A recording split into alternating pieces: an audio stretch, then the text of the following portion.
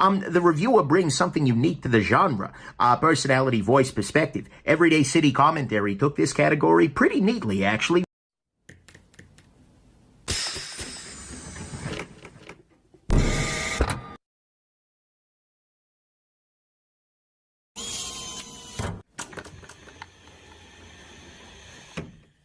Yo, what's going on? We've got Nick Shabazz in the house tonight. This is sort of an unplanned podcast. How you feeling today, Nick? I'm doing all right. How about yourself? Pretty good, man. Pretty good. Still haven't left my apartment except to throw away garbage. I've shipped some knives. The post office is literally across the street from me. So I've not really ventured into New York City since the whole quarantine thing started. How's that treating you, by the way? Blame you. You know, it's been okay. I've been, at home getting a lot of stuff done. You know, I just spent the afternoon actually refinishing a bookshelf that my wife has, a grandfather's bookshelf. So if you see random bits of urethane and such on my hands, that's what we got going on there. It has to be in a hand model, right? No, it's been okay. I've been busy as heck because I'm working online as well as, being a YouTube jackass. But it's been good. I mean, all things considered, it's a terrible time, but it's been okay for us. So nice. That's good to hear, man. You know what? Let me just get to the meat and potatoes of like what I want to ask. It's like, how did you get started with YouTube? What kind of prompted you to do that? Yeah, sure. That's a good question. For me, in a lot of ways, it came out of a couple of different things. I was feeling I started doing YouTube shortly. Well, I was doing YouTube at a time where I was typing a lot in my life, right? So I would spend all damn day writing code, typing. And I wanted to do product reviews, and I'd done Amazon reviews for a long time, etc. But I'd never really, but I was tired of typing. I didn't want to do stuff on a forum or anything. And I thought, hey, let's try YouTube. Let's just throw up some reviews of some things that I was really in love with. And actually, the review that started it all was this guy right here, of course, the Spider-Coast Leash Bowie. Nice. I was selling mine. I've told this story before, but and I knew it was a mistake. And so I went on ahead and I filmed a review that was, fawning, as it should be. It's an amazing knife. And I filmed it randomly, and then another, and then another, and then another. And then I realized that since I was feeling very isolated at work, I was working more or less alone most of the time in a freaking lab. It was like, okay, well, this is a way to get to talk to the outside world, right? To share a little part of who I am with the rest of the world. And then it sort of snowballed. It was just like, okay, this is silly. And then it gave me an excuse to buy gear, which is a big one, by the way, of course. And then, from there, it's history. And it's sort of become this thing where it's like, why do I do this? Well, because I do this. Okay, that's good enough for me, right? Did your YouTube beginning, did you have like a viral moment, or was it like more of a slow and steady thing? Because I discovered you when you were, I want to say, around 20,000 subscribers. Maybe. Oh, wow, you've been with me for a while. Yeah, dude. Before I started my channel, I was watching a lot of other kinds of YouTube. I discovered podcasts. I was listening to Gary Vee all the time. And I discovered Joe Rogan at the same time. So I got really into that world, motivational, and also like, MMA and all that stuff. And that was a time in my life where like I needed a creative endeavor. Like I really needed it bad, right? And then I came across your channel. Did you have a viral moment? No, I loved it. I was like, this guy is so different from the others. You know what I mean? That's the thing I had going for me, if anything. Because I think the viral moment is one video, and I'm trying to actually find it here in my. Can you still hear me okay at the moment? Yeah, it lagged a little bit, but now you're good. Okay, here we go. This is it. This knife is a black clone of a knife that I originally had on the channel.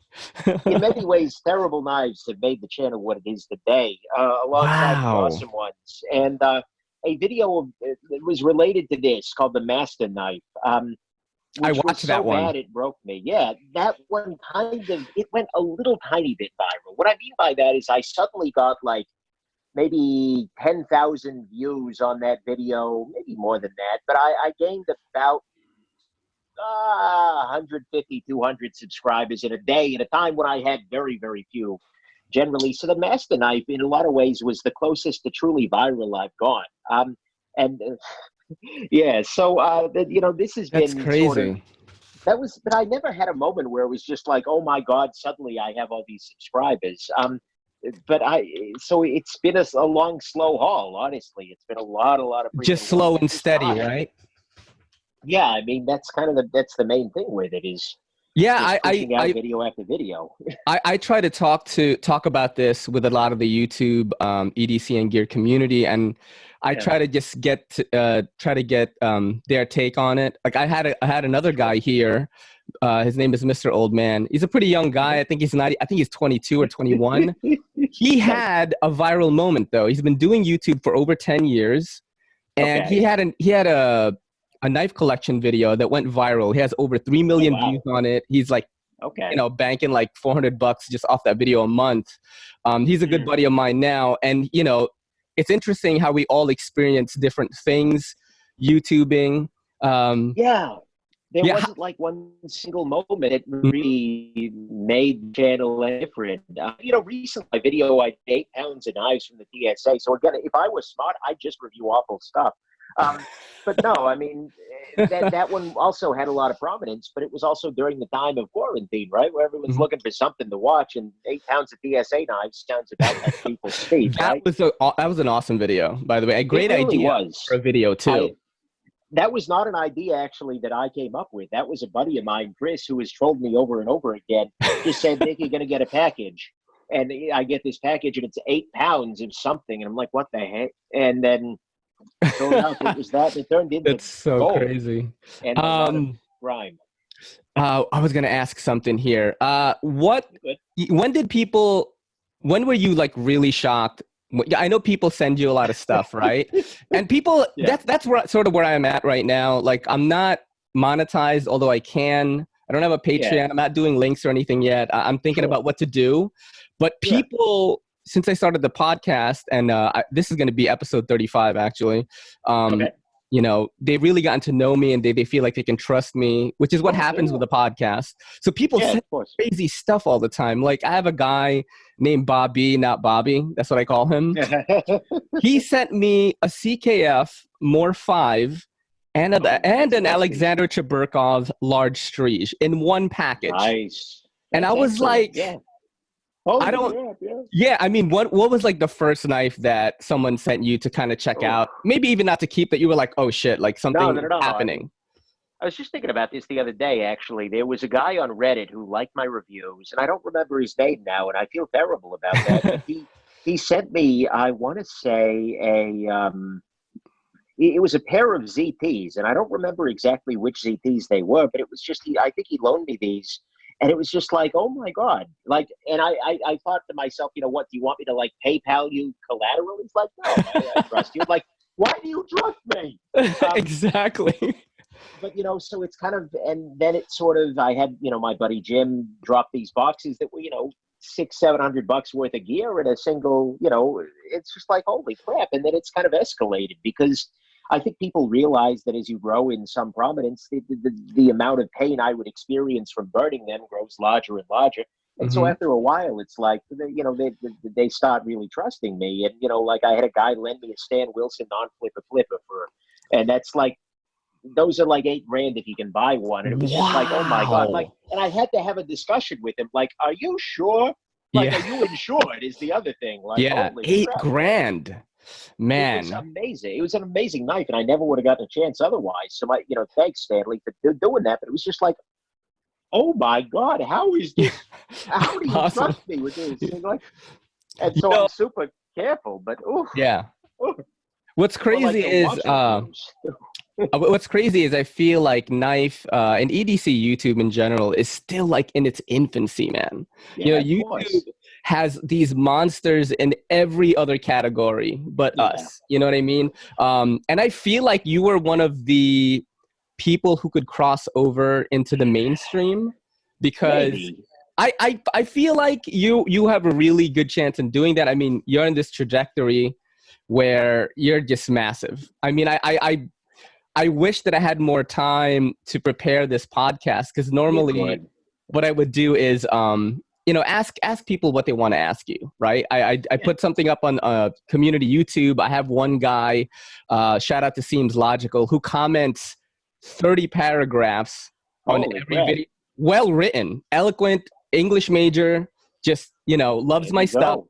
He's the only one that responded to the community post because it was only, 30 minutes time. Yeah, you're good. But No, don't worry about it. And to be fair, I want to make clear to people that was my fault. Right? No. I happened to have this evening available on a freaking lark. So don't blame him for this. Are you super busy with YouTube? I mean, are you just reviewing things all the time? What's your process like? Do you kind of bulk shoot everything in one day? A lot of people do that. It kind of varies. I mean, what'll happen is I'll get something new on the table. Like, okay, Spyderco Tenacious Lightweight just showed up a little while ago. Got this guy on the table. Usually within a couple of days, maybe within a week lately, I'll try and get the disassembly video film, right? Because that's always a thing that I do. And it lets me know, A, it puts the knife in good condition for me to carry and whatnot. But B, it also kind of lets me get an initial sense of how it's built, how it's made, is it safe, etc. That doesn't come up very often, the is it safe thing. But and then what I'll do is I'll put it on my table. And right on the side of my table here, I got a little line of things that are waiting for a review. So I got this guy, so this is the Spyderco Tenacious Lightweight, Civivi Chronic. This is the Quiet Carry Waypoint, Shot by Design, Micro Typhoon. This is the Spyderco, the heck is this? Siren is the Spyderco Siren. And then Slicey Dicey sent me. The Chris. That's the Chris, right?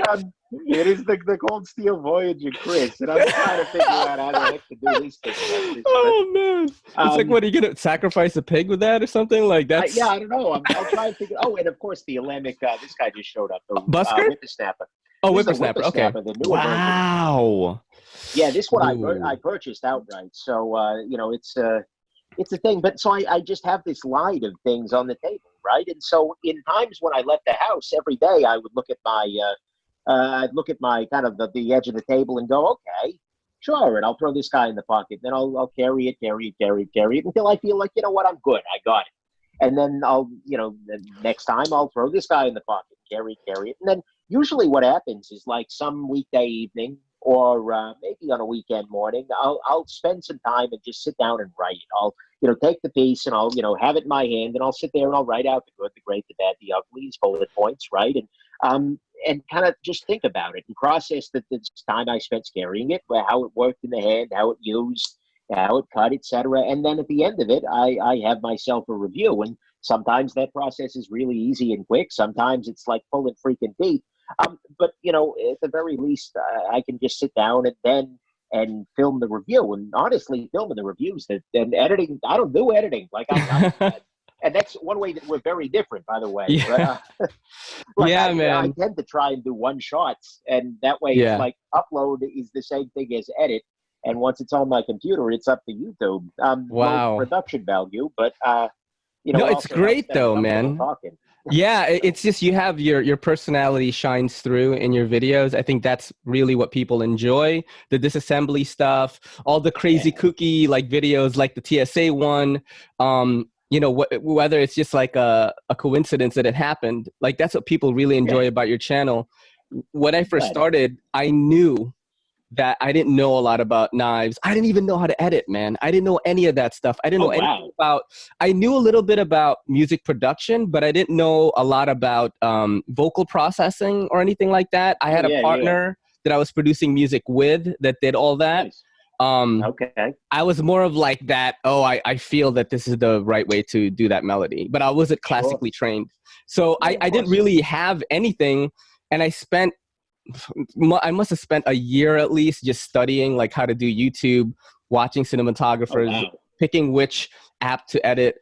And what I learned last year was stop trying to be perfect all the time. Kind of like have a good balance with it, which is like I started doing that around the time when that contest that you put up, which helped me a lot actually. And it made me feel good, dude. That was like, even though you said my name wrong and it was so hilarious, actually I laughed so hard when you said that. I'm a jerk. What did I say? You said everyday city commentary, and I was laughing so hard. I am such a jerk. No, I was laughing so hard, but I was honored actually that people you know, I never wanted to be the person that, oh, I'm going to go to Ray's channel to, you know, get his take on this. Like, I always wanted people to come to my stuff like, I just kind of want to relax, but I want to watch knife stuff. I'm going to watch this. That's great. Yeah. It's good niche. But that video like really helped me out, not just with subscribers, but, you know, just like fuel to keep going. You know what I mean? Yeah, that's awesome. Yeah, man. Did you ever have a time when you felt like maybe you weren't going to do it anymore, or you were always like, this is something that I love to do? You know, kind of. There were. Okay, to be fair, I am not. I'm relatively productive, I think, in terms of video output, but I'm not like constantly. There are times where it's just like I can't freaking do it. You know, and there have been times where I had ugly interactions with people where it was just like, why do I bother with this? You know, when I'll get yelled at by a maker for a positive review, and it's just like, you know what, screw you, or something like that, or even worse for a negative one. But you know what, and you know, those makers forevermore disappear from the channel, right? So I had my last laugh. But nonetheless, you know, there are times where it feels like, oh, I don't want to do this. There are times where I just don't. You know, part of the thing that because I'm able to record relatively quickly and because I'm not doing much editing is, you know, I've got a bit of a backlog is maybe an underestimation. So I can go 2 weeks if I need to without filming something new. And, you know, the pile at the end of the table gets a little big, right? Yeah.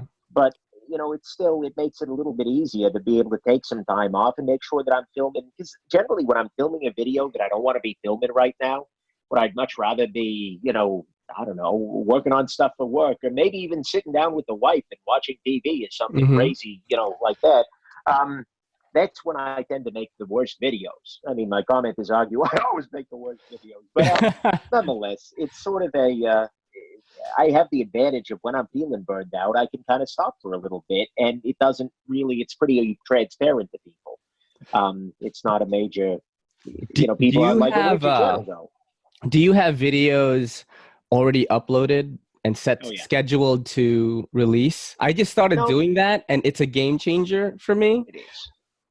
I was never really able to do that because I edit all my stuff, and the bread and butter of the channel has become these podcasts, you know, getting to know the knife reviewers, and kind of like these funny unboxings that I do with 3 cameras, and that's really like just what I do the most. But I was never able to back videos up. Like Slicey is like, oh yeah, man, I usually just film in one day and I'll have like 10 videos up and I just release them whenever. And I'm like, oh shit, I wish I could do that.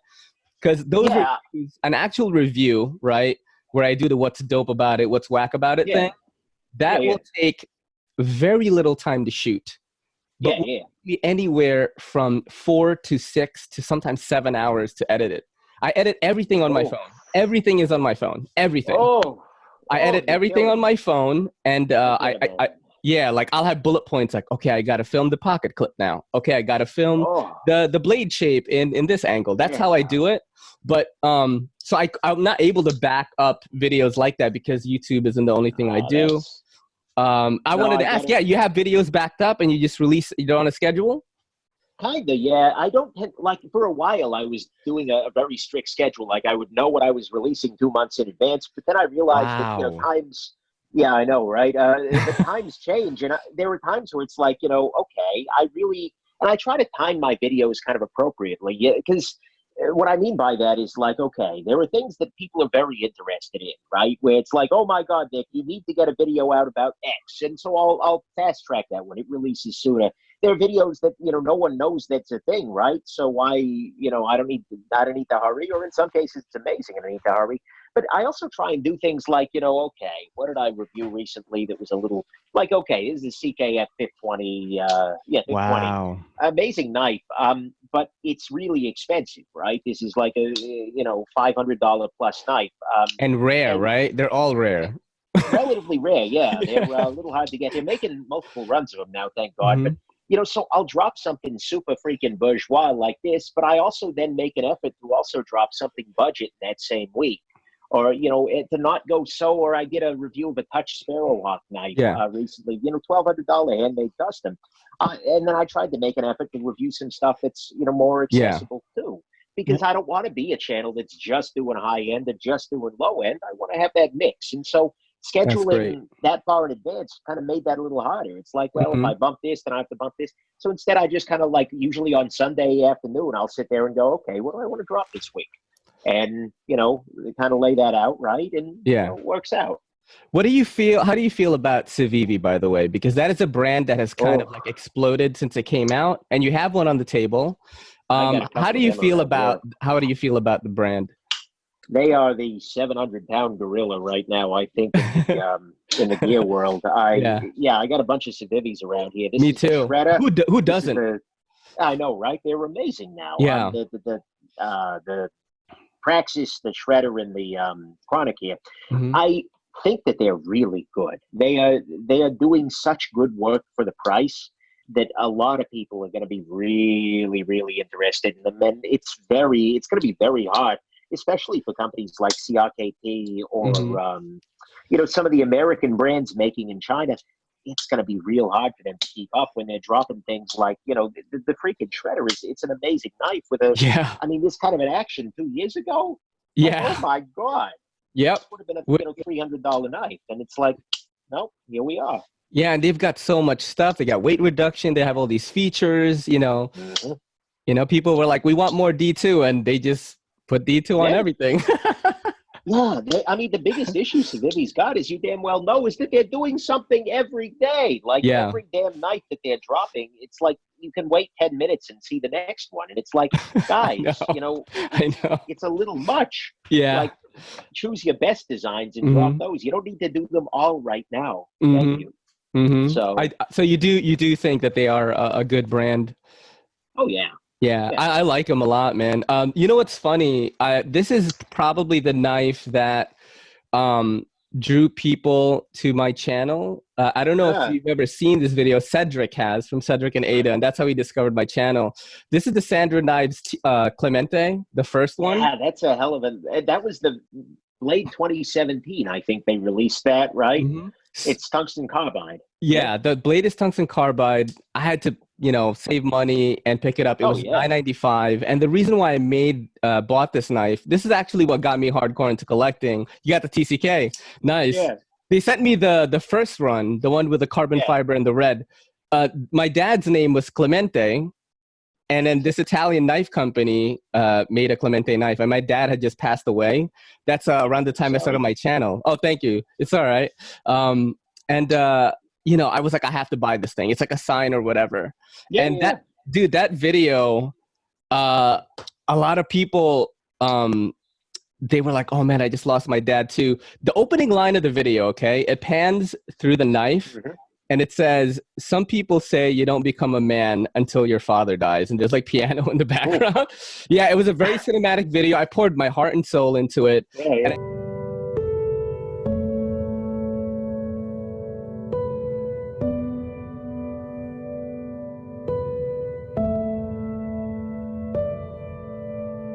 And I think that's when people were like, I walked around the city a bunch. I filmed the video for like 3 months.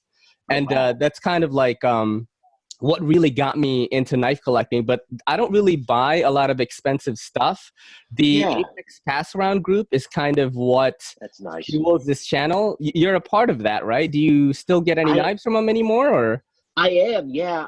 The problem with that is just that these days I'm so busy that I can't commit to turn it around quickly to the next guy. Mm-hmm. So if I do something like that, usually what I'll say is put me at the end. Mm-hmm. Right. But yeah, it's an incredible thing. And I love that it's a thing. And I wish it would have been a thing when I got started. Oh my God. I always get in trouble with Blade Banner. Because he's like, hey man, you have like 10 knives and I have to send it to the next person. But he kind of like, I do unbox all of them and I do make videos for all of them. But I just he's like, hey, you're holding on to a lot of stuff. Can you like send them over? Yeah. That has like really kept this channel alive, at least for knife reviews. I wouldn't have any money otherwise because my family just started a CBD shop. Yeah. And I work there 6 days a week, new business. There's a lot of woes that come with that. It is going well, but I'm not buying knives right now. The last knife I bought was the small Archaeo Dylan Mallory Artisan Cutlery. That's the last one. It's like almost 2 years ago. So here's another Dylan Mallory. Great designer. Have you met him? Yeah, he's great. I've heard such great things about him, man. And people are like, "Oh, you got to get him on the podcast." And I'm trying, you know. Yeah, he's a great guy. Yeah. I chatted with him a few times. What's kind of a knife that you're carrying a lot right now that you're sort of enjoying these days? Oh, knives I'm carrying a lot and enjoying. There were a bunch of them. Well, nothing that I'm carrying a lot because I'm trying to spread it out too thin. But so a couple of things come to mind. The shop I designed, Micro Evo, is an amazing little piece, and I have been. Yeah, that's a joy. Brian continues to knock it out of the park with this. The Lambic Whippersnapper he had just got to me, and oh boy, wow, I'm a big fan of this piece. This was in my pocket today, at least before I started stripping freaking. And that Z Hunter is dope, right? That's awesome. Oh, absolutely, yeah. I mean, does it really get any better than your good old fashioned Z Hunter? Dude, that's hilarious. How did you, get into that? Like, someone sent it to you? Or, I remember I watched the video. I don't remember how you bought it. So the story is that I got the Ontario Rat number 2, which is right over here. Got the Rat 2, and I thought to myself, okay, this is a really great knife, and it's inexpensive.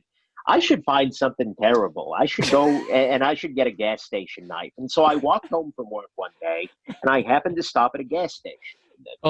Station in freaking Ann Arbor, Michigan. Just a little service stop gas station thing. And I happened to go under there, and I'm looking at they got the case over there in the corner next to the Monster Energy drinks. And in there, they've got, a bunch of for tobacco use only products sitting there. Yeah. And then underneath there, I see the Z Hunter box, which, hold on, I think I've got a box for one. I've watched that video, actually. I remember now. This is calling my name. And I say to the guy, and mind you, I'm like looking not like the person who's generally buying a Z Hunter. Namely, I'm not 12. But and I said, hi, I'd like to buy one of these. And it's in this lock case with the bongs and whatnot. And the shop guy looks at me and he says, really? And I said, yeah. And he said, okay. So he comes over here and he opens up the case. And I'm like, oh, my God, yes. And he's looking at me like, what are you? Like, I don't smell that. What's wrong with you? And so I brought the Z Hunter home, and that very night I filmed the very first video with the Z Hunter, in which I talked about the difference between the Sleesh Bowie, the Rat number 2, which is here, and the Z Hunter is, this is an expensive knife, this is a cheap knife, this is an inexpensive knife, and there's a difference between those things. Mm-hmm. And so this just became, for a while, well, for forever, sort of the paragon of complete and utter crap for me. And so it's just been a thing, and then it, became a bigger thing and a bigger thing, and now this very knife purchased from that gas station has become a part of my channel and my heart. Did they make other stuff? Oh yeah, they have a whole. Yeah, because I did a video once where I went through their entire product line. Somebody sent me all of the Z Hunters he could buy at that moment, and I tried to do a non-critical review of it. No way. Yeah, and it broke me. So yeah, that was a great video, actually. Was there a lot of big fixed blades that were like Spider-Man themed or Incredible Hulk or something like that? Is that what they do? There was a hatchet. There was a Z Hunter hatchet. No, Z Hunter is entirely, it's a sub-brand, I think. It's all Z Hunter. Master Cutlery, but it's all based on the zombie toxic. I think I've got another Z Hunter in here someplace. But that's so funny, man. He says, trying not to get cut. Yeah, no, I mean, it's a thing. It's a well-established thing. Yeah, I watched that video. I remember that day. I was laughing so hard, man. Those videos are a great deal of joy, when I get to do those. It's hard to feel, you got to balance. I don't want to be like constantly punching down, right? I mean, I at some level, but at another level, and especially for the people who own these knives and love them, right? Because I know somewhere out there, there's a 13-year-old who's got this and thinks it's the coolest thing he's ever seen. And probably is. But, so it's hard to strike the right tone between like, I'm mercilessly mocking this object for being everything that it is and more, but also at the same time, trying to, guide people towards, there are great knives that are available for like $10 more. You can save up. It's going to be okay. And, so that's a tricky thing always, but it is a joy, 100%. Were you ever in that category where you were buying knives like that, maybe when you were younger? How long have you been collecting? Maybe that's the proper question. That's a good question. Collecting probably, I've been paying close attention to the knife market for maybe 10 years, thereabouts. Maybe a little, no, about 10 years actually. Collecting, so when I got into knives, I was in grad school. And I was not the most, shall we say, financially flush individual. Yeah. So everyone's as a result, been there. yeah, I'm there like right now. well, that's a part of it. It's a part of your journey, so to speak. Yeah. Always. So I bought like a Benchmade 940 originally Oof. for $125 on closeout at the Wow. store, and then I returned it because I thought that was too much money to spend on a knife. And so, my first high-end knife was actually a 940, even though the first one I kept was a Benchmade Emissary. Yeah. We had assisted guys. So, I mean, I've been involved for a while, but for a while I wasn't able to do much. It was mostly like looking around, the Delica. This particular Delica is probably one of the knives I've owned longest. But then the Sleek Bully was sort of my first really high-end piece. Mm-hmm. And, it still obviously sticks with me. So, yeah, the Delica on screen. Why not? The Delica, that was the video that I submitted. It was a Delica review. Oh, yeah. yeah. I went outside to show my gritty backyard in the Bronx. I did all this funny stuff in it. Yeah, man. I remember the Rat number 2. You actually were the channel that made me buy one. Like I was never really into thumb studs, and I didn't get it. I was like, this doesn't look that attractive to me. Once I got it in my hands, I was like, okay, I understand why he's saying these things. This is an amazing knife, especially for someone starting out, and it's not that much money. Exactly. Yeah, that's the thing. It's just like there were amazing tools at any price point. It's just a question of doing a little research and finding, right? Yep. Were you into watches before you got into the knives, or? No, actually, I've been into knives longer than watches. What happened is way back when I had a smartwatch. Actually, Pebble was a smartwatch. Pebble, great stuff. I remember that. I got into a smartwatch kind of frenzy because I was like, man, I can't afford any high-end watches. And I was like, let me see what Asia's doing, right? Because I couldn't afford, like right now, my brother gave me the Samsung Gear S2. I couldn't afford this, but I just wanted something where I could change the face, look kind of classy. Sure, yeah, I bought all these $40, $50 smartwatches that were total crap. Right? Yeah, but yep. I like smartwatches. How do you feel about them? I like them. For me, they're not healthy though. I keep meaning to do a video about this. But for me, it's kind of a notification. It's like a hypervigilance thing for me, because if I'm getting notifications on my freaking watch, that means I'm not going 10 minutes without paying attention to an email. There was a time where I really had to be waiting by the phone, so to speak, where they were really helpful. But part of my getting into watches was actually getting out of smartwatches. It's like, okay, I've had this smartwatch for so long, but it's not super healthy for me. So I went and I bought a Citizen Eco Drive, figuring this is a nice watch, because I knew that now, okay, it's really helpful to have the time on the wrist, right? So I got this watch. It was like, $300. Oh my God, who spent $300 on a watch? 300. And then, so, wow. But nonetheless, it was like, okay. How much was that watch that you just showed right now? What was that? You this is the Casio Oceanus S5000C. Wow. This is an $1,800 watch. Oh.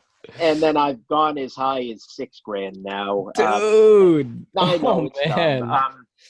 But nonetheless, and so I just I got into quote unquote dumb watches, and then I realized, oh, these are cool. Yeah. Oh, these are real cool. And now I keep doing more and more. And yeah, they go up so high. This guy is and see, here's the difference. This guy is only what's the retail, $650? $750, something like that. And it is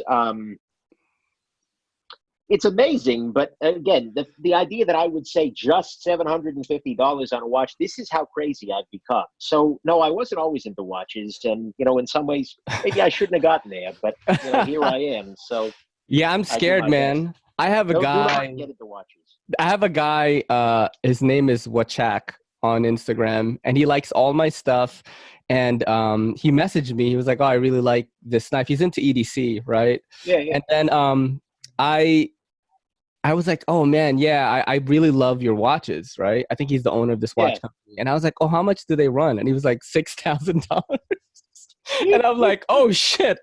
You know, he's got that Scrooge McDuck money, man. You know what I mean? Yeah, back it out slowly. Yeah, I'm lucky in that I've now been able to forge a relationship with a good authorized dealer, actually still back in Ann Arbor, and they, were willing to loan me stuff, which again is like, holy crap. Yeah. They're at least insured out the wazoo, so the stakes aren't quite as high, but it's just like, do not get into watches is basically what it's just like. The bad freaking plan right there. So, speaking of value, right? Like, are you back to YouTubing and being a YouTuber? Do you bring in like a decent amount of cash flow like every month? It varies a lot. I mean, as you know, with YouTube revenue, actually, yeah, it's weird, man. Yet, so it's super weird. Wait, you're not monetized, or I'm not? Oh, no, I'm not. I am. Yeah, I haven't yet. I don't know what to do because I come from the podcast. I listen to podcasts on YouTube. That's what I do on YouTube the most, right? These comedians do spoken ads, right? But they are so funny about it, though. You know what I mean? Like the app BetterHelp or something. They'll be like, look, if you want digital like psychotherapy from somebody that's probably not licensed or maybe is, you should get BetterHelp. Like they diss the product and they're getting paid thousands of dollars to do this. Was this a subtle ad? I'm starting to wonder here.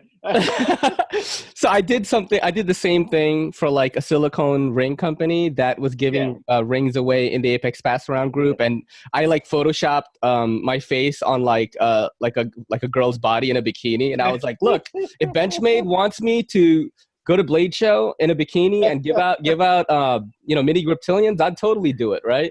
I made an ad like that for Groove Life rings. But so are you making decent?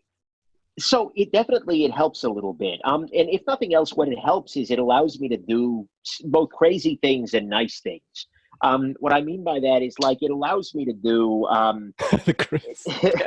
like what it allows is like, okay, Brian Nadeau announces something brand new for like $500. Well, this wasn't $500, but and I can just say, okay, I'm in. And I can just do the purchase. I can just, it allows me to basically say, yep, I got to do this. And it allows me to cover things like upgrades. I've been upgrading my sound setup a little bit. I've been upgrade my computer for, all kinds of things. And so it helps me with those kinds of things, with lighting. Yep.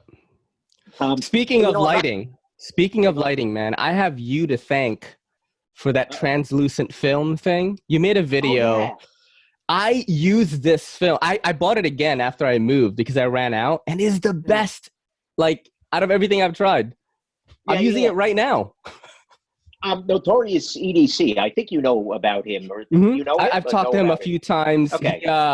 I tagged him in an IG stories where I talked about him, and I love this photography.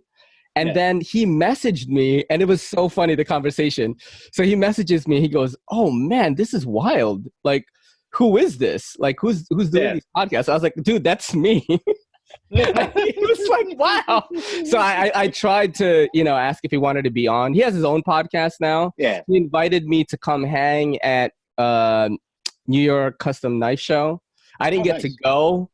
So, like, I think maybe that was my in with the custom knife crowd, but I didn't get to go. I'm terrible with asking people for things. I can't even believe that you messaged me tonight, man. Well, I was watching your last one with Alex. I'm forgetting. Yes, exactly. Alex's Nightbox. Do you know him? Yeah, I don't know. I don't think I know him well. I may have met him at some point in time, but maybe I'm trouble with names. Is an unfortunate thing in my cognition, right? So how did you end up watching the podcast? I wanted to know. Like, I'm a subscriber. I had him. So legit, what just happened here is I'm sitting downstairs. I'm in my garage. I'm refinishing this damn cabinet, and I run out of stuff I've been listening to. I've been listening to Adam Savage from Mythbusters. Oh, He's great! Got that channel that he was doing a Q&A thing. Listen to that. That's great. And then I'm like, okay, well, damn, I don't want to be doing something where I got to watch something because I'm not setting up a computer with sanding. So I just saw, oh, you released a new video a couple of days ago, right? Or was it even? I released it this morning. Yeah, this morning. Oh, yeah. crap. Every morning I do a podcast. Yeah. And it was just like, oh, let me listen to it. And I was like, wow, shit. this is really good. And then it was just like, oh, okay, I should message this guy. And then he said something like, oh, you should come on the podcast. Like, okay, sure, why not? It's so funny. I had a follower on Instagram message me, and he was like, hey, man, you should have Nick Shabazz on. Like, I could just, like hit you up. Like, hey, bro, do you want to do the podcast? I am terrible with asking to do anything, man. I'm terrible with it. Like, I'm very socially awkward. I think it's weird that on camera, I can talk as long as I want, but I'm very socially awkward, man. Nah, the thing is, I mean, certainly there are dicks out there in the world. I don't have to tell anybody that, but in my experience, the knife community tends to be very generous with that. Amazing. I'm very lucky that a lot of the people I've reached out to talk about these things have been, super cool about it. And I think generally there's this feeling of like, okay, we are weird. Yes, we're weird in the same way. So that's a point of instant bonding, right? Like anybody who's thought seriously about blade geometry, that's like 0.1, 0.0000001% of the population. We are outcasts in a group of outcasts. It's like we are the weird of the weird. You know what I mean?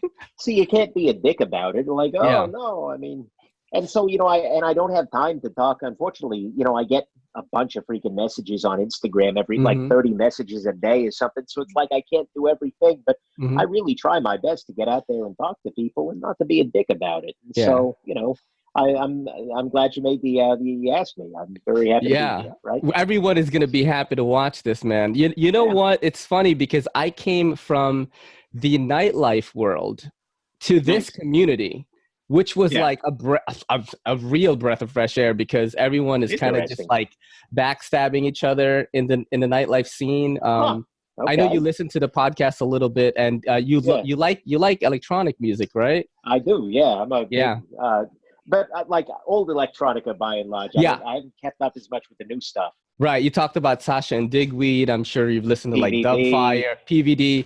Oh man. So PVD, let me tell you right now, the first time I saw PVD, he did a party at Central Park, man. It was called Summer Stage, and it rained the whole time, but everyone was dancing, man. This must have been, 2003 maybe.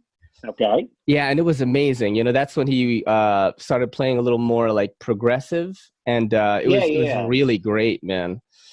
When did you get into dance music? Like, what attracts you about it? So the funny thing is I've never actually been to a live event for dance. Like I am completely, like I am not cool enough to get into the nightlife anyway. Like any bouncer would take one look at me and just start laughing. So same with me.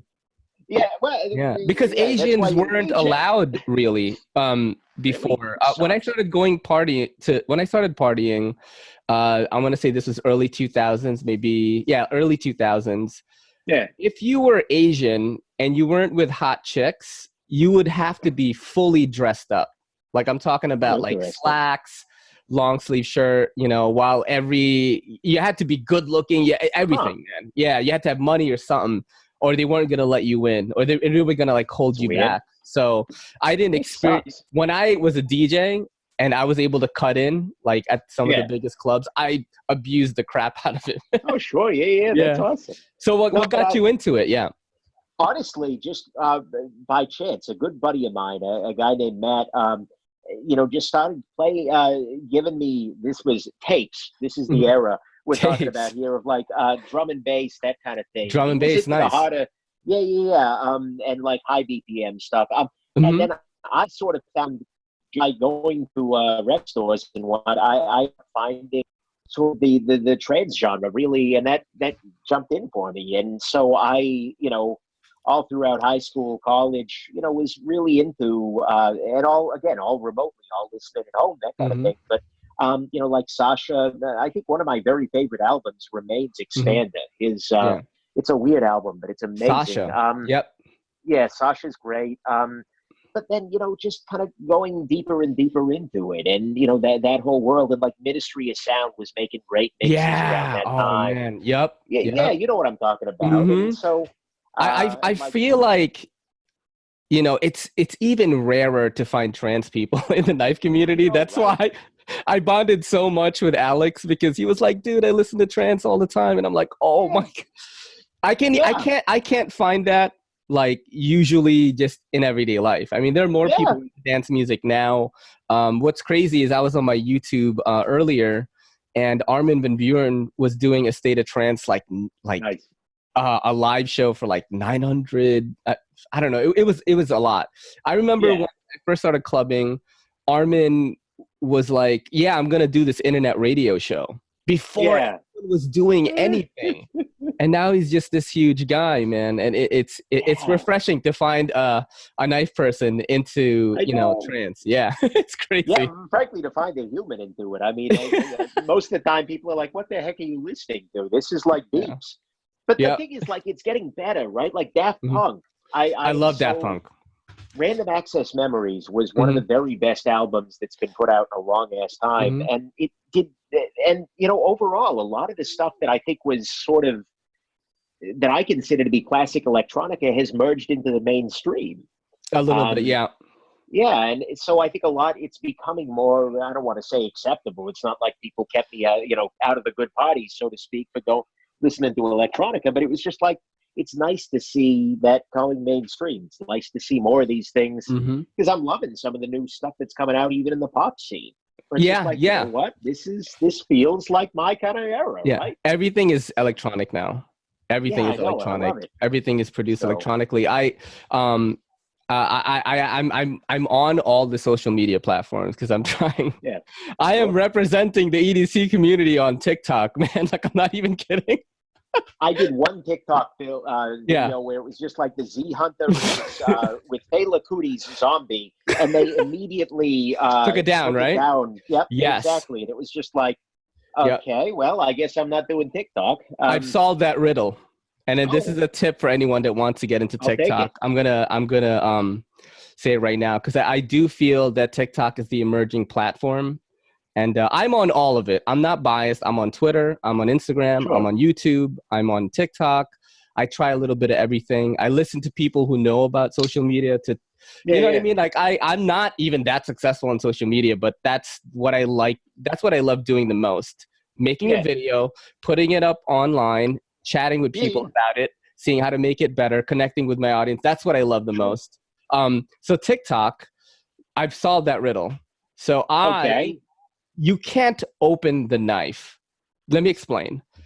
I don't flip the knives open. What I do is I talk about it and I splice in pictures with the knives open, and I haven't been taken down. I just started doing this this week, actually. It's a lot harder. People in the gun community also get taken down. Yeah.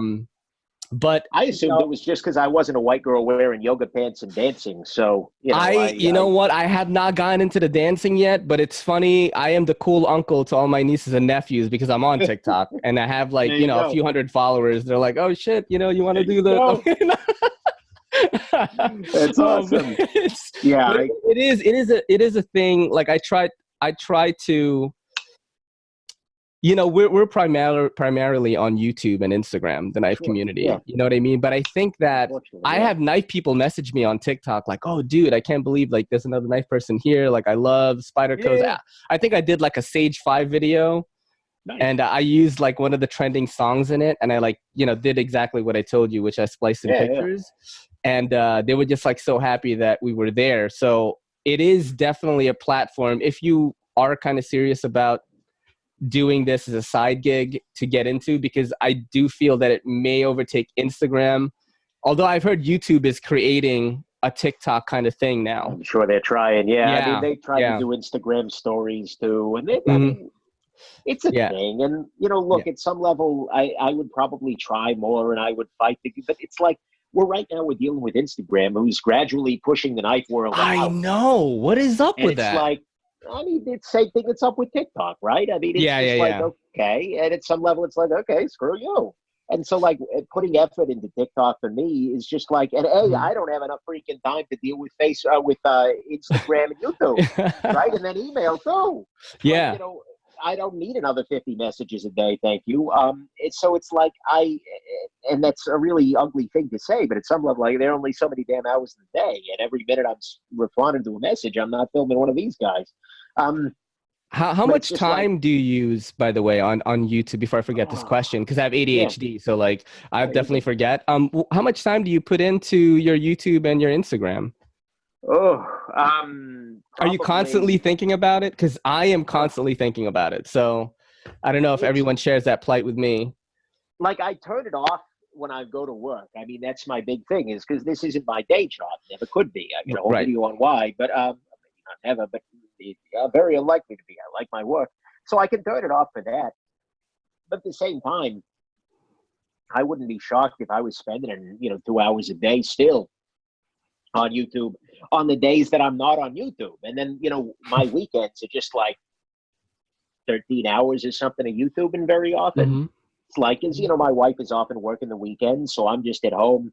It's just like, okay, well, what 10 things am I going to try it? Usually if I'm really productive, I'll get like 3 disassemblies and 3 reviews out.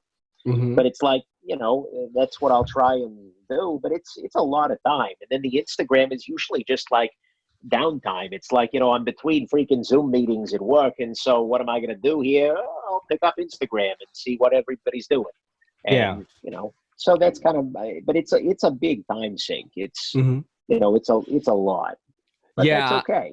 I'm really lucky that, shout out to Kelly, my fiance, by the way, proposed to me like a champ. I didn't propose, but that's amazing. Dude, this whole day, we live in the same, apartment, and she basically left me in this room, which is our like living room / movie room. She was in the bedroom, like doing her own thing, because she knows that like I had to film some videos, and she just made dinner when you messaged me.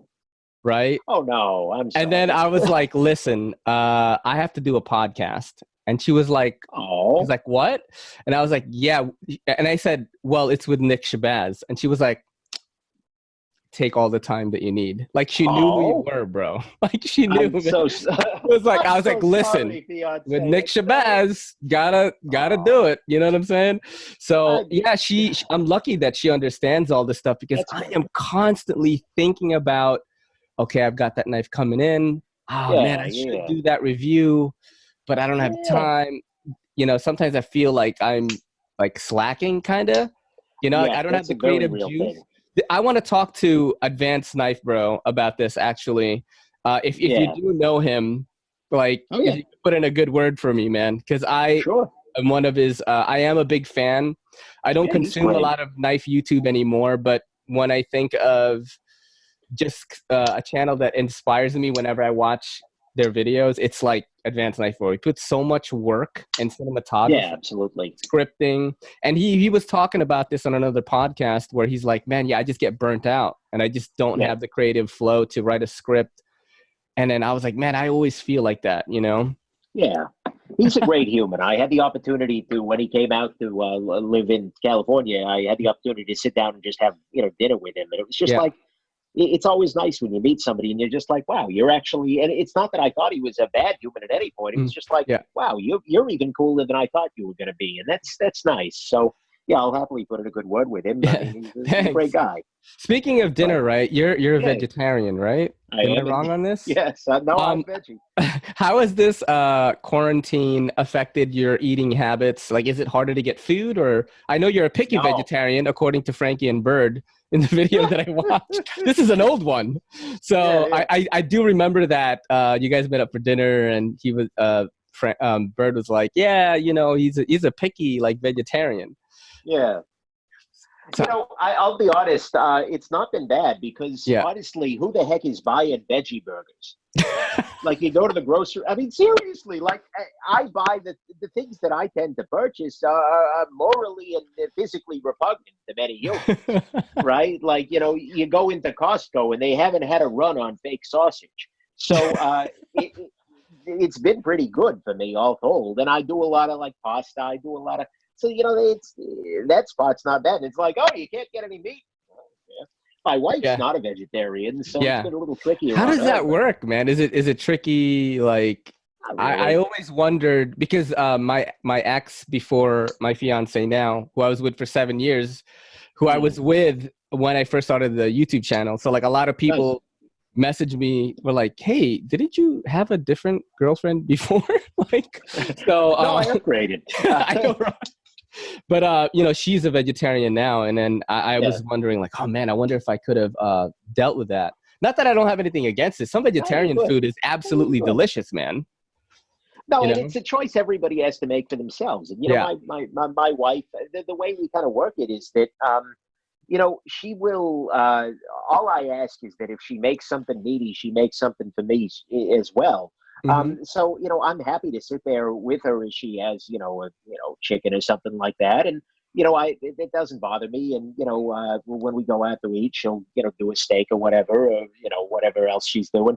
And we joke that when I used to, back when travel was a thing, when I used to go traveling for work, she would meet on me.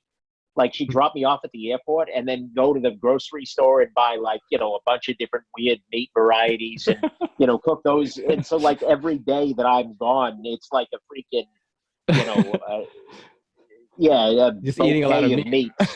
Yeah. She's eating like elk. Yeah, like I didn't even know.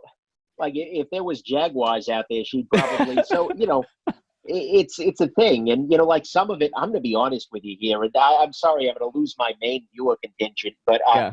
lobster, I just can't even watch. It's Yeah. just like So that's what got you into plant-based eating? Was it a health thing or more of a moral thing against like factory farming and things like that? Or I mean, factory farming's ugly and whatnot. oh yeah, definitely.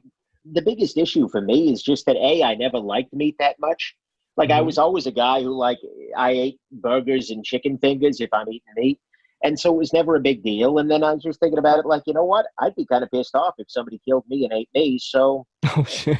why not just extend the same courtesy, right? Yeah. And again, not everybody has to believe that. I'm not sitting there, not sitting in judgment of meat eaters, but at the same time, for me at least, and then given the environmental benefits and whatnot, it's made sense. And I have the ability to do this is the other thing. Like I live in a place, California, but just financially and whatnot, where I can say, you know what, I'm not going to eat that kind of food. But there are places around the world where it's just like, well, we just killed a deer, so guess what's for dinner?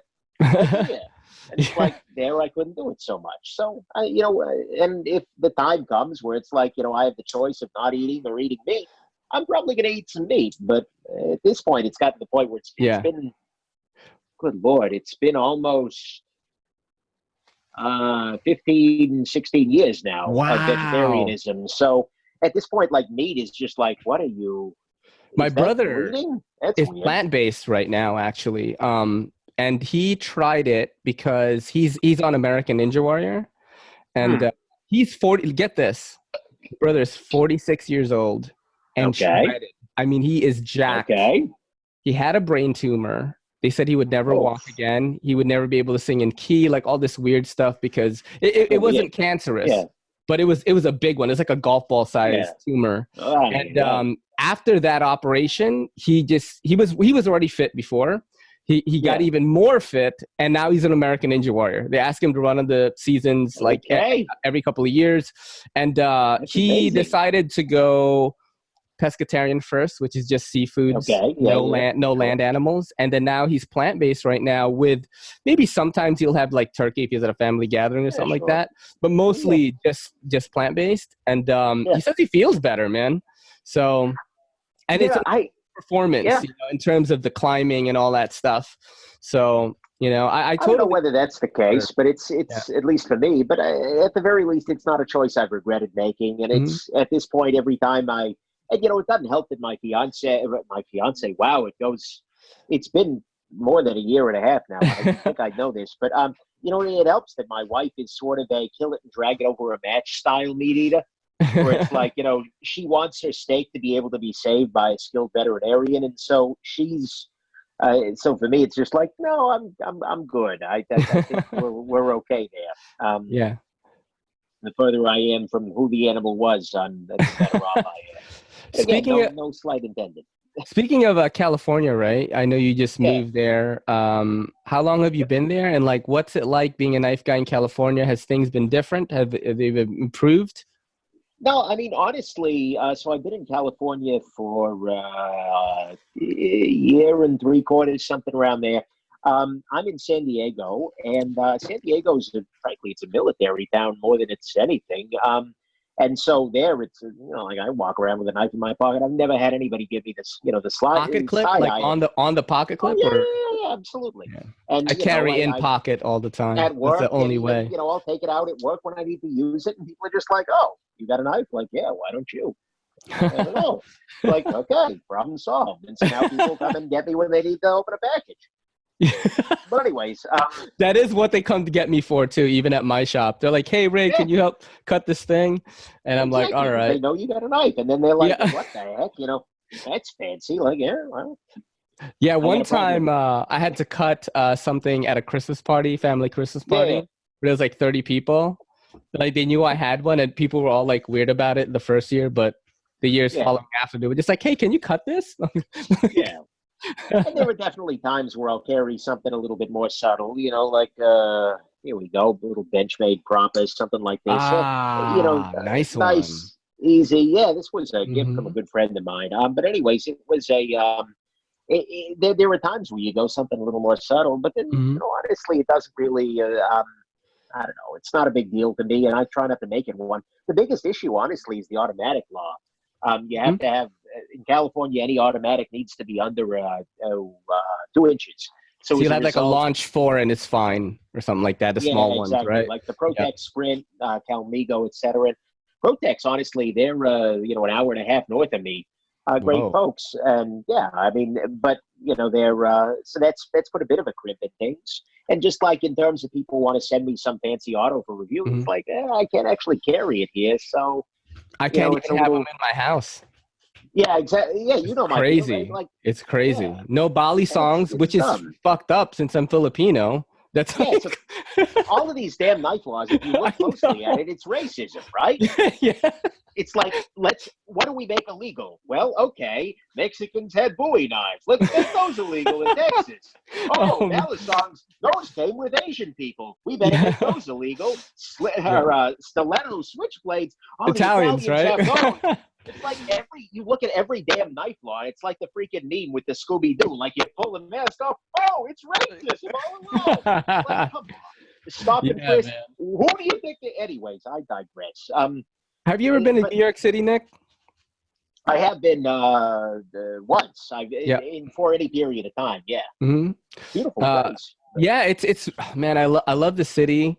It's really odd. You were talking about like meat and like killing something and then like cooking it or whatever. So I really dislike factory farming. If I could, I'd prefer to like ethically hunt something, absolutely, and eat That's it. Beautiful. But I live in New York City and I've never gone hunting in my whole life. I've eaten weird shit before though. I've eaten weird stuff. I've eaten like snake. I've eaten frogs. All this weird stuff. What was I going to go with this? I forgot what we were going to talk about. No, it's, I respect the heck out of the New York City. That's what ethically. It is. Yeah. It's just like, because at that level, it feels like there's some justice there. It's like, well, that deer fucked up. Screwed up. So, okay, he lost. Fair and square, you get to eat him. I mean, like in Alaska, right? Like the Inuits or whatever, like they're, like hunting for like whale blubber or something like that. You're like eating the deer who are bad at being herbivores. Like, okay, that's fine to me. That feels okay. But it's like, okay. But I'm sorry, you were saying New York City. Yeah, so New York City, it's crazy, man. I mean, even right now, it's crazy, dude. Like I try not to open the door because we have everything delivered to us. Nice. Groceries, we've gotten a schedule. My girl is so good at it. She's like, oh, Fresh Direct is going to deliver on Sunday. Whole Foods is going to deliver Thursday. She has it already locked down every week. Okay, that's So we nice. haven't gone out for groceries at all. But I try not to open the door to accept stuff. It's like, oh, it's an Asian. Or he doesn't have a mask on. No. Before the shutdown happened, people were looking at me so weird on the train, man. And I was like, look, I'm from Manny Pacquiao country. I'm not Chinese. But Manny Pacquiao, the boxer, you know what I mean? Like, they were looking at me like they're like, getting away from my side of the train. But yeah, in New York City, they have bag checks every month. Yeah. In the train station that I'm in, if I go down there and they see me, there'll be a check with police officers and a table, and they'll say, hey, you come here and let me look in your bag. So I never carry anything like on the pocket clip. I carry inside in a pocket sheath. I never put anything in my bag because they're allowed to search a bag, not allowed to search a person, in those checks. Interesting. Yeah, they're allowed to search you if they think you're suspicious, though. Doesn't matter if there's a bag check or not. So we know why they're saying that. Yeah. I mean, it's just a crazy time. So I try to carry. What's your preferred blade length? I prefer to carry 3 inches or maybe 3.25 max if I'm going to carry. That's actually about where I'm at, right? I mean, for me, the sweet spot is about 3 inch. That 3.5 inch range has been doing there's been a lot of great work in there. But for me, it's definitely down in that 3 inch range because I think that's kind of the level at which it's got enough room for you to do whatever you need to do. But it's not going to draw too many eyebrows. It's not going to, people aren't going to be, freak I people can out. take out a knife like this at work in the lunchroom. Everyone's going to be like, oh, nice knife, man. Is that EWC? Yeah, this is the Monterey Bay Knives EWC. I love that. It's a great piece. I love piece. That. Yes. Yeah, I freaking love this knife. A lot of fun. Yeah, it's a great little thing. And, I think that kind of range, I mean, up to 3.5 or so, I think can be okay. But past that, it starts getting like, that is... It's like, no, it doesn't quite work so well, right? It's like, I have to go sacrifice a lamb now. Take out the Chris. Exactly, yeah. That doesn't quite even though I'm vegetarian.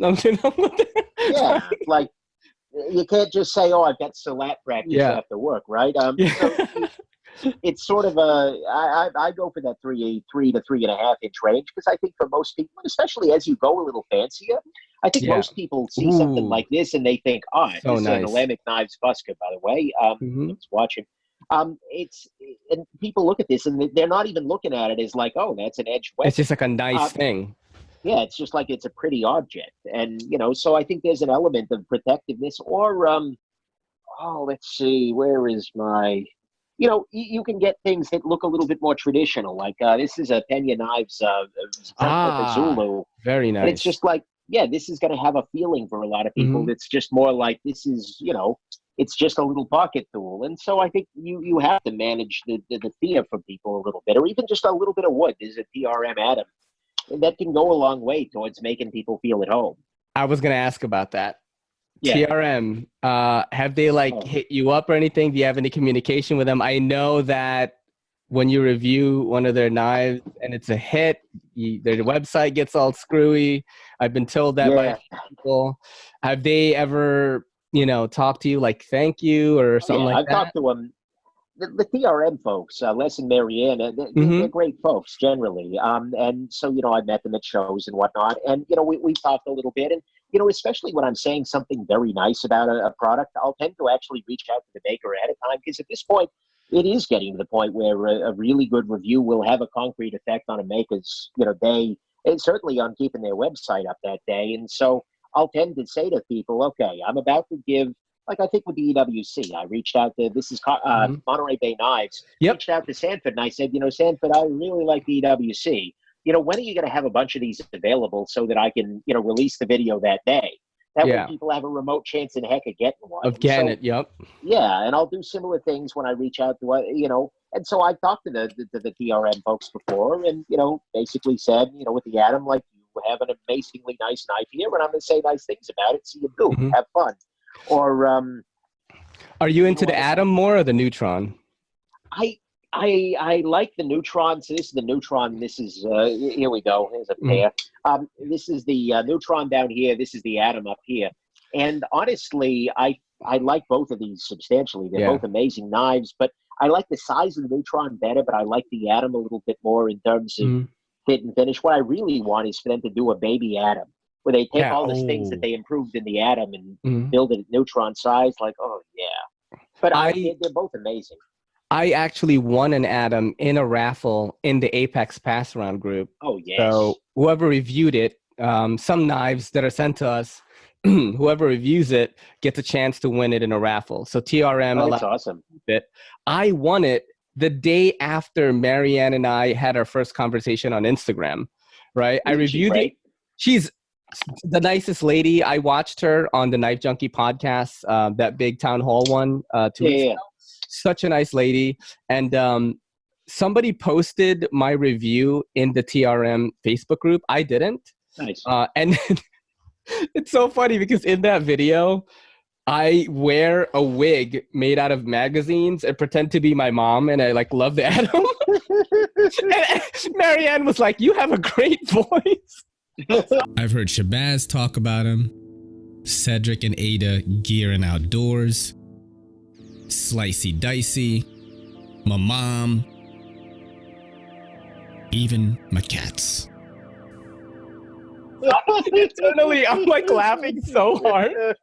But so that Atom, the same buddy of mine, Bobby, not Bobby, he had a Neutron, and he said, "Hey, do you want to trade?" And he's giving me 3 scales, extra scales with a Neutron, and then I'm going to trade him my Atom. So I get to try the Neutron now, which is more my speed in terms of the size. Yeah, they're great. Yeah, they do really good work. Yeah, I really like how you could just disassemble it. It's just like a skeleton, and then that's it.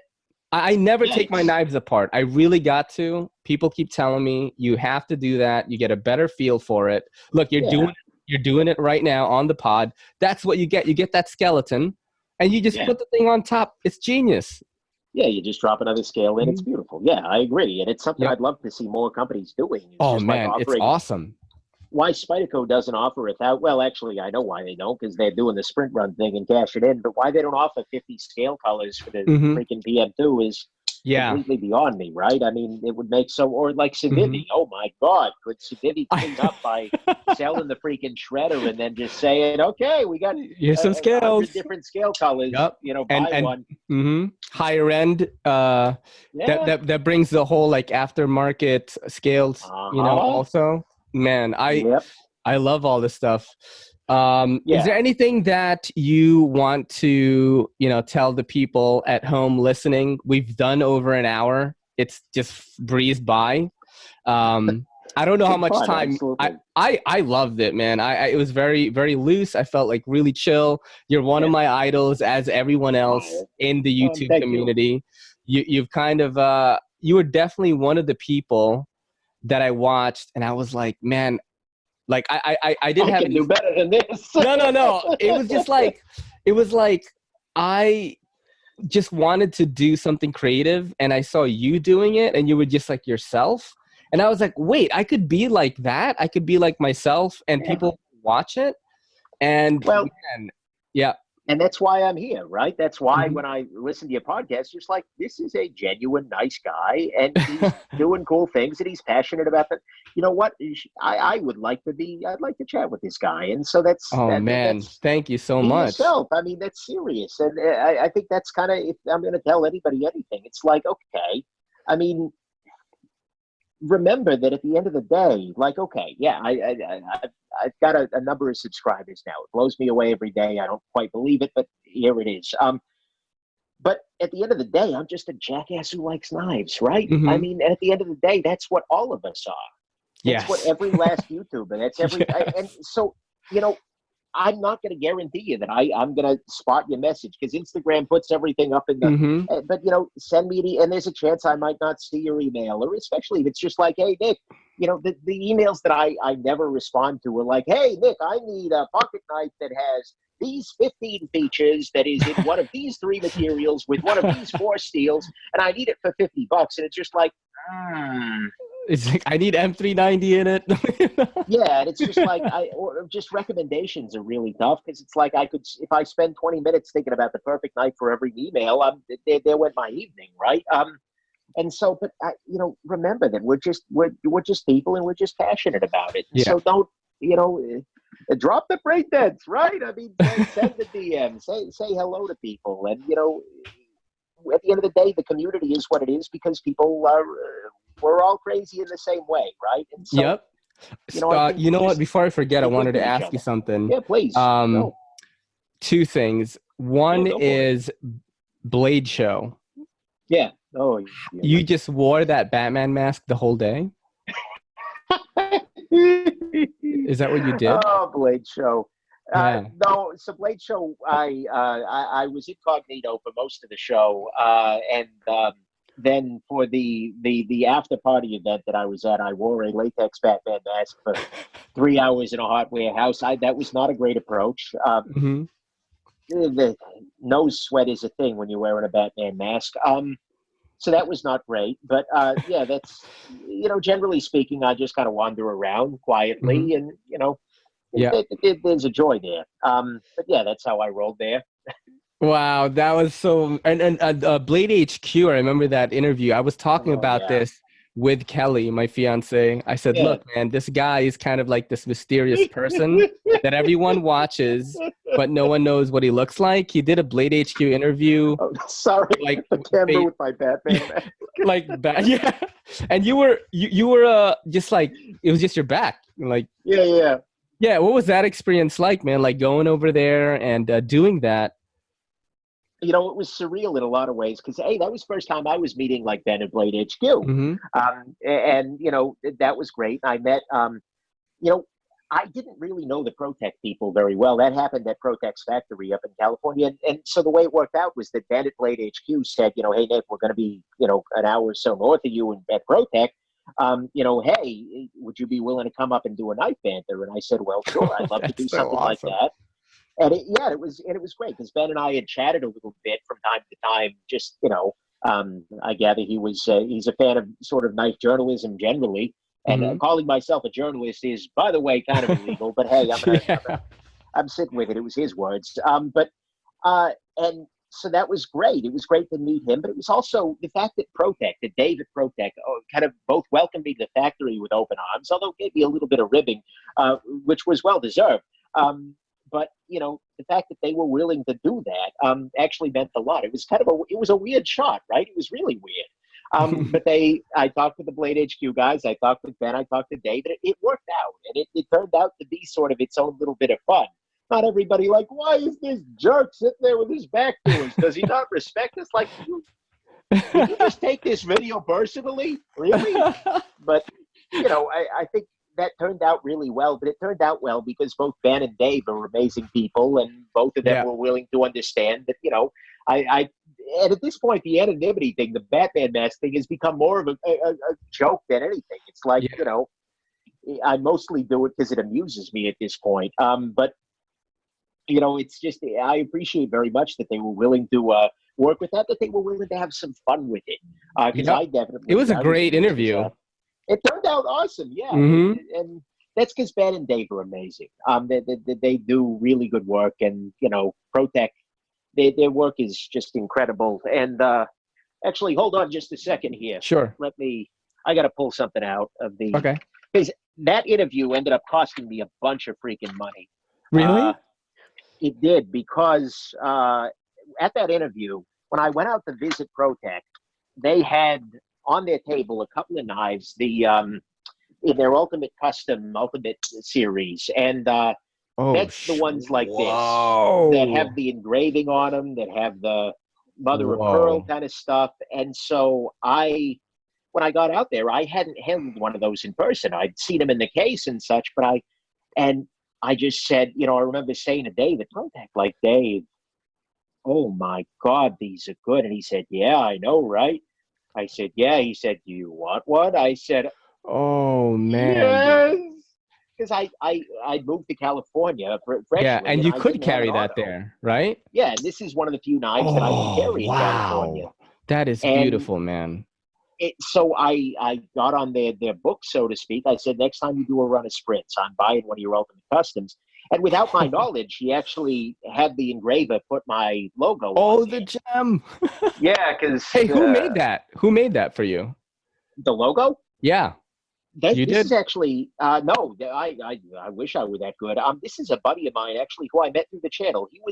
He's been a fan for a long time, and he's also a great graphic designer. His name is Ari Weinstein. Ari Weinstein, that is. He's rew.com. Give him a shout out. But he created this logo from whole cloth. I just sort of said, I want Torx bits on it. I want a gem, and I want good, great, bad, and ugly. Great and he logo. Just created this, and it's turned into something that's just amazing, right? Yeah. And so, I've turned it into, freaking biz cards. I've turned it into, merch. And Ari runs my merch master. He runs my merch shop and whatnot. But it's just like it's become a thing, and it's it's amazing. But that interview, not just, and the reason I bought this is not just because it's a beautiful knife, but because I really like the ProTech people. Just talking with them, they are absolutely wonderful humans. Dave is just a super kind, super warm person. Wow. And so it was one of those experiences where it was just like, not only do I like your work, but I like you as a person. And so I want to support you and your business. And the fact that they're treating their people well, they're making these things in the US of A. It's just like, what did that run you? It's an auto. These guys, depending on the configuration, each one of them is going to be a little bit different. But these guys are usually around, I think, $1,200-1,300 bucks, depending on how they look. But again, it depends on whether you got the pearl. Depends how much engraving. It shows, though. This is all hand engraved. Yes, it shows. So like if you were to take that out, and I looked at it, it'd be like, man, this has got to be over $1,000 for sure. Yeah, and I mean, that's the thing, too. Like, this is an automatic knife, but if I take this out of my pocket, people are not focused on switchblade anymore, right? They're focused on art. And so I think that's part of the reason why some of these fancier pieces have a role. Yeah. You see, it's getting people exposed to knife making as art. That's awesome, man. And so, I'm going to go into like sort of a lightning round before we get going. I got time. Don't worry. Yeah, this is the only person that has submitted a question so far. This is Seems Logical on YouTube. Okay. This is the only question that I have. So don't worry about it. This is that guy that writes the 30-paragraph comments on my videos, and I absolutely appreciate him for that. That's awesome. So there are 5 little things categories here. Pick one different knife from your collection for each of the following tasks. Oh, good. Processing a pineapple. You don't have to take it out. You could just like say like what you would use it for.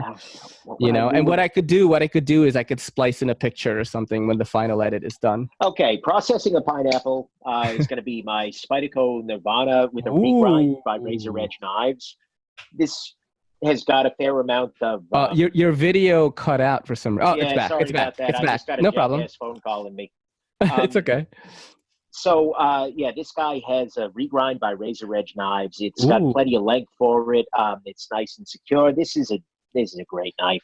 And so it's good enough in the kitchen, but it's also be a great tool for a pineapple. So I think I'm going this route. Great. Number 2, carving a bar of soap, which is actually a category on TikTok that people do now. The ASMR people cut. Carving a bar of soap. Yeah. I would want something thin behind the edge, which was relatively small. I don't know, maybe a Spyderco Dragonfly would be a good choice. Okay, yeah. I feel like I could get up in there, and it's not so much blade that I feel like I'd go Dragonfly for this. That's a great choice, man. Number 3, batoning through moderately sized tree limbs, like the kind Advanced Knife Bro tends to use. That's going to have to be a ProTech Sprint right here. I feel like that's going to be the... that's the batoning. No, if I'm batoning through moderately sized trees, I've got a Bradford Guardian in the other room. Oh, nice. It's a 5.5. That would be the choice there. It's an amazing knife, and it's just a super nice piece, and it's a token survivally fixed blade sort of thing. Yeah, I've heard great things about that series. Yeah. Number 4, cutting up 200 cardboard boxes nonstop.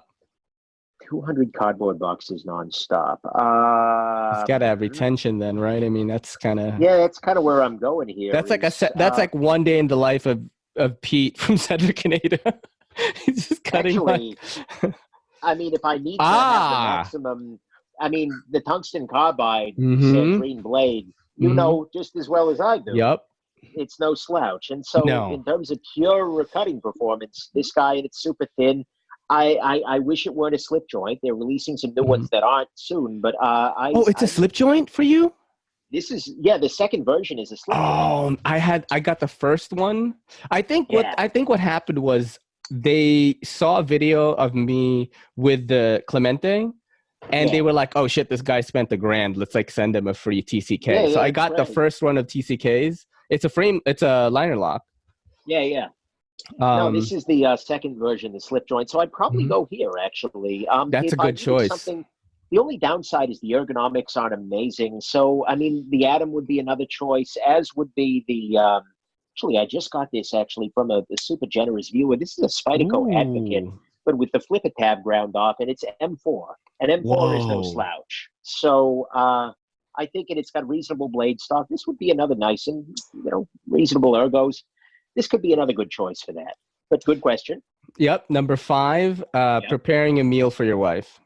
Preparing a meal. This guy actually, the Nirvana, did food prep. When we moved out to San Diego, actually, we had a moving company who took most of our stuff. Because let's face it, I am many things, but trucking is a skill, and it's not one I've got. So we ended up waiting 3 weeks for our actual, kitchen knives to get there. So all I had were my EDC collection. So this was our kitchen knife for about 3 weeks. And so I have used this knife for food prep in a serious way, and it did great. The Atom would be another nice choice for it, I think. But yeah, I would probably go with the Nirvana again. So the Z Hunter is not for...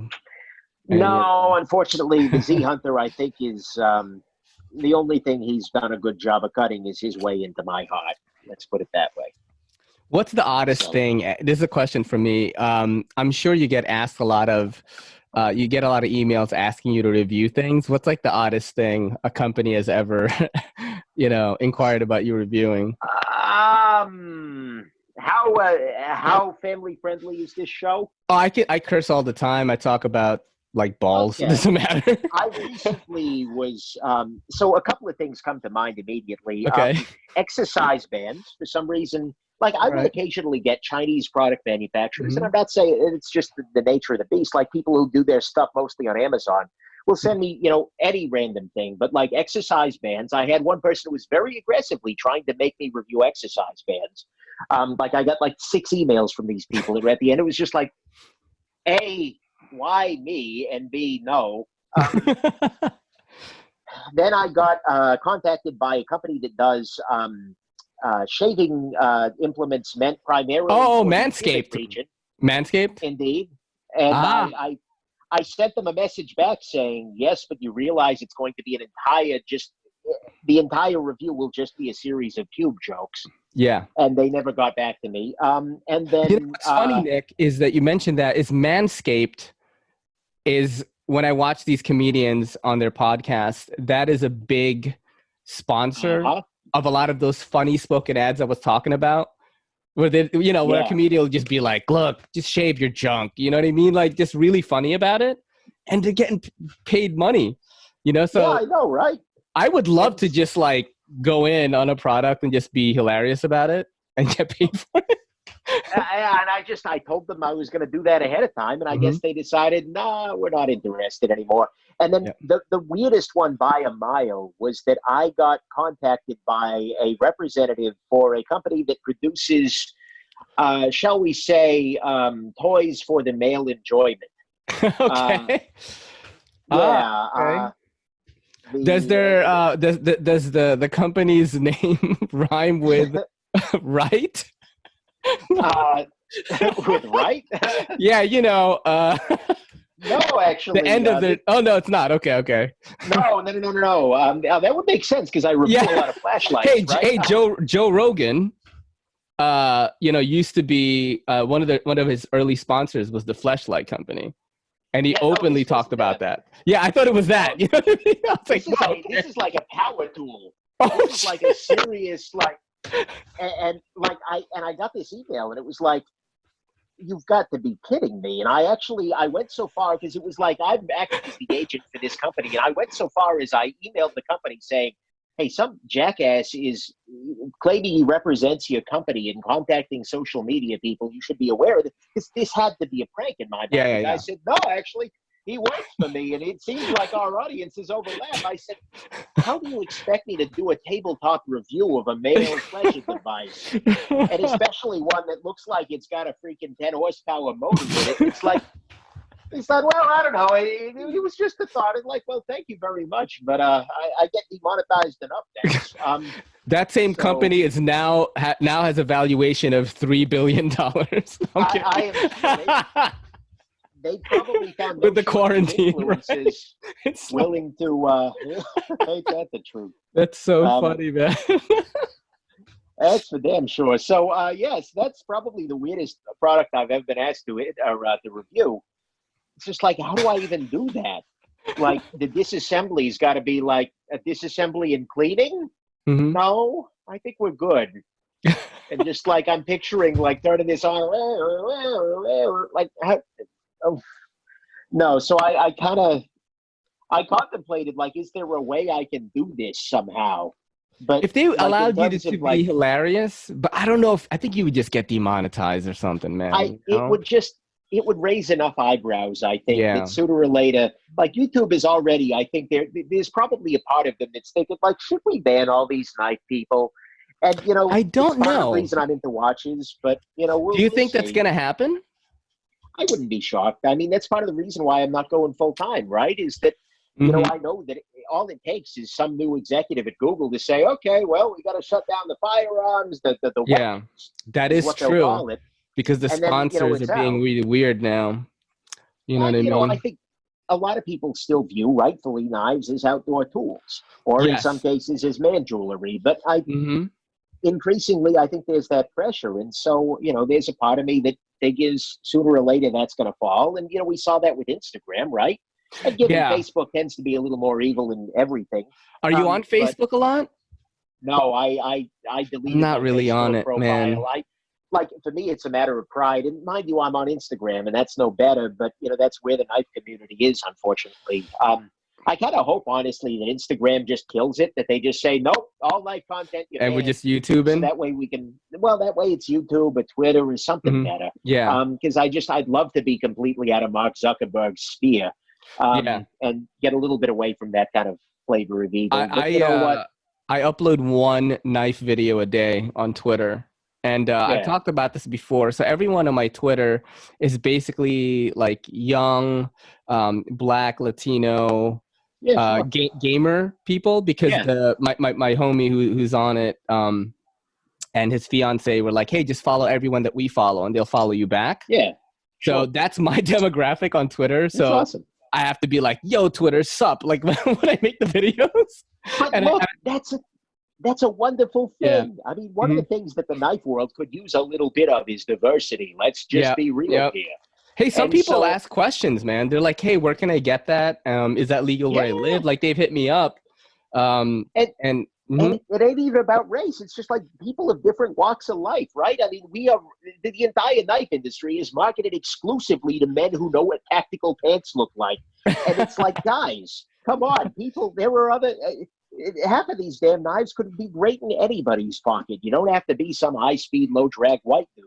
And so the more we can do to bring this hobby, to open it up and to show people that, look, I don't care what the heck you look like, who the heck you are, as long as you're into cutlery, you're in. That's a win for me. And so it's great. I love seeing a more diverse audience in any of these kinds of things. It's frankly, walking around Blade Show, it's freaking embarrassing is what it is. It's like, you know, wow, a white guy between the ages of 19 and 45. Amazing. And they just think I'm an exhibitor if I go there. Exactly. Like, oh, what company are you with? And then they're extra loud. Because they think, no, it's brutal. So I'm thrilled to hear that. Man. Hey, Nick, thank you for being on, man. We've done almost about an hour to 30 minutes, I think, maybe a little over. I've had a great time. Yeah, this was a joy. This was awesome, man. Thank you for doing this. Thank you for watching the podcast. Do you have anything that you want to plug or a message that you want to give to the people that are watching? No, honestly, I mean, just be kind to each other now more than ever. Just be awesome to each other. That's the biggest thing I want to give to anybody. I mean, plug, I'm on YouTube, but I mean, no, just if you listen to this, do something awesome for somebody, and it'll be great. So that's my plug. So you guys hear that, right? Don't be a jackass, or do be a jackass, says Nick Shabazz. Yeah, it just depends. There are good and bad kinds of jackasses. Be a good jackass. I just can't agree on which I am. But this is your boy in the NYC, and this is the EDCCP saying peace. Yo, don't forget to hit that subscribe button, and don't forget to hit that bell icon so we can squad up in the comments.